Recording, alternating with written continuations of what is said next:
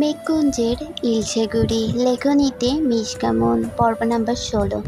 কত বড় বিয়াদব দুটো তার সামনে তার ভাইকে মেরে বস্তায় ভরার বুদ্ধি করছে, ভাবা যায়? ওহির বিড়বিড়ানি শুনে ইচ্ছে ফোন কানে রেখেই বলল, কিরে তুই কি আমাদের গালি দিচ্ছিস? ওহি থতমত গলায় বলল, না।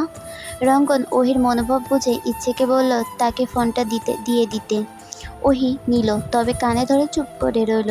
রঙ্গন নিজেই কথা বলল, শোন, আজকের পর আমি আর তোকে ফোন দিব না। ওহি অবাক হয়ে বলল, কেন? আজকের পর থেকে তুই আমাকে ফোন দিবি, বুঝেছিস? ওহি রেগে গেল, কি পেয়েছেটা কি? যা বলছে তাই করতে হবে। করবে না সে। রেগে বলল, পারবো না, আপনি দিলে কথা বলবো, নইলে বলবো না বলেই ফোন কেটে দিয়ে থম মেরে বসে রইল। ইচ্ছে কয়েকবার ডাকলেও উত্তর করল না, পড়তে বসে রইল। ইচ্ছে হতাশ হয়ে একটু ফোন টিপতে বসলো। হঠাৎ অনুভবের আইডি তার সামনে আসলো, সাথে সাথে রিকোয়েস্ট পাঠালো, বড্ড বোরিং লাগছে, এই ব্যাটারি জ্বালাইতে পারলে ভালো লাগবে। অনুভব নিজেও অনলাইনে ছিল।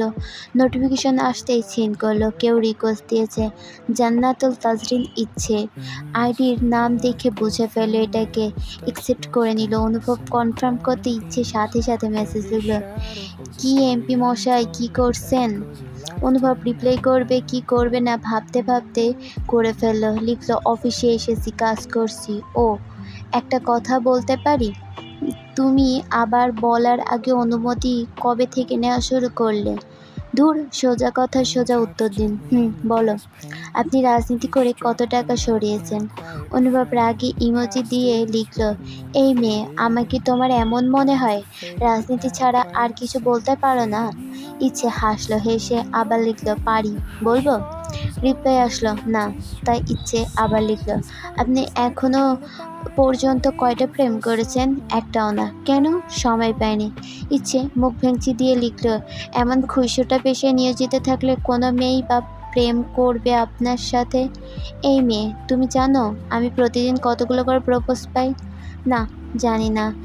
অনুভব বেশ অনেকগুলো মেসেজ রিকোয়েস্ট স্ক্রিনশট পাঠিয়ে দিল। এবার দেখো। ইচ্ছে খুঁটে খুঁটে দেখলো, কোনো মেয়েকেই রিপ্লাই করেনি। কিছু একটা ভাবলো, অতঃপর লিখলো, ফেসবুকে কি রিয়েল প্রপোজ বোঝা যায়? সব কয়টা ফেক আইডি মনে হচ্ছে। অনুভব বিরক্ত হয়ে আর রিপ্লাই করলো না।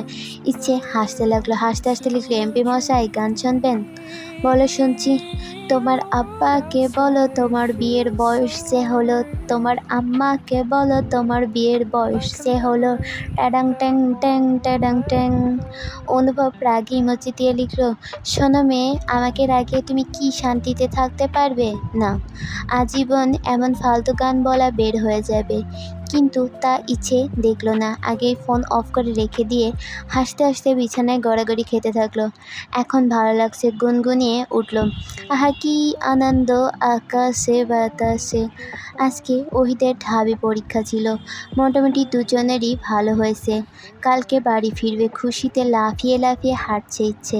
ওহি বারবার তাকে বলছে, ইচ্ছে পড়ে যাবি কিন্তু। কিন্তু কে শোনে কার কথা? একটা উষ্টাকে আবার ভদ্রমেয়ের মতো হাঁটতে লাগলো। আজকে অনুভবের আসার কথা ছিল কিন্তু আসতে পারেনি, তাই আবির আর আরিয়া এসেছে তাদের নিতে। দুজনকে বের হয়ে আসতে দেখে আবির এসে জিজ্ঞেস করলো, কী রে, পরীক্ষা কেমন হলো? দুজনেই একসাথে বলল, আলহামদুলিল্লাহ। আরিয়া বলল, চল তোদের আজকে আমি ট্রিট দেব। কি খাবি বল? আবারও দুজনেই একসাথে বলল, ফুচকা আর আইসক্রিম। খাওয়া দাওয়া শেষ করে দুজনেই হোস্টেলে ফিরে গেল। বাড়িতে ফোন করে কথা বলল, অতঃপর ফ্রেশ হয়ে এসে শুয়ে পড়ল। ঘুম ভাঙতে ভাঙতে সন্ধ্যা লেগে গেল। ইচ্ছা বলল, চল ছাদ থেকে ঘুরে আসি। পাগল হয়েছিস? সেদিন শুনলি না হোস্টেলের খালা কি বলল? ছাদে থেকে একটা মেয়ে লাফ দিয়েছিল, আর তখন থেকে রাতে কারো ছাদের পায়ের আওয়াজ শোনা যায়। তারপর থেকে কেউ আর রাতে ছাদে যায় না। ইচ্ছে সেদিকে পাত্তা না দিয়ে বলল, আরে এমন একটু একটু আধটু সমস্যা সব জায়গাতেই থাকে, চল। না, যাব না। আর তুইও যাবি না? ইচ্ছে মুখ গোমড়া করে বসে রইল। তার এখন আর ভালো লাগছে না, ছুটে বাসায় চলে যেতে ইচ্ছে করছে। ওহি তা দেখে বলে, ইচ্ছে কালকে তো চলে যাব, ভাইয়ের জন্য একটা চিঠি লিখবি? ইচ্ছে উঠে দাঁড়িয়ে টেবিলে বসতে বসতে বলল, তোর ভাইকে এবার এমন চিঠি লিখবো না দেখেই আক্কা পেয়ে যাবে। ওই সেদিকে পাত্তা না দিয়ে প্রশ্ন মেলাতে বসলো। এভাবেই বেশ অনেকটা সময় চলে গেল। রাতে খাওয়া দাওয়া করে দুজনে শোয়ার প্রস্তুতি নিচ্ছিল, এমন সময় রঙ্গন কল করলো। ওই ধরতেই বলল, ব্যালকনিতে আয়। ওই হাতে থাকা ঘড়িতে সময় দেখে নিল 11টা বাজে। হতভম্ব হয়ে বলল, কেন, তুই আসবি নাকি আমি ভেতরে যাব? এই না না, আসছি। ওই দৌড়ে ব্যালকনিতে গিয়ে দাঁড়ালো। ও তোটাও বড় না, ছোট্ট একটা ব্যালকনি, কোনো গাছগাছালি কিচ্ছু নেই। তারা লাগে সে সময়ও পায়নি, শুধু কাপড় চোপড় মেলাতে আসে দুজন, তাছাড়া সেভাবে আসা হয় না। মূলত চাপ হওয়াতে দুজনে কারোর পছন্দ হয়নি। আরেকটা কারণ আছে, এখানে দাঁড়ালে রাস্তার মানুষ দেখা যায়, এমনকি তারা তাকালেও দেখতে পাবে, এই জন্য সচরাচর আসে না তারা। ওহি উকিঝুঁকি মেরে দেখতে লাগলো। হঠাৎ রাস্তার ল্যাম্পপোস্টের কাছে কাউকে দাঁড়িয়ে থাকতে দেখলো। চেহারা বোঝা না গেলেও পোশাক দেখেই বুঝে ফেললে এটা কে।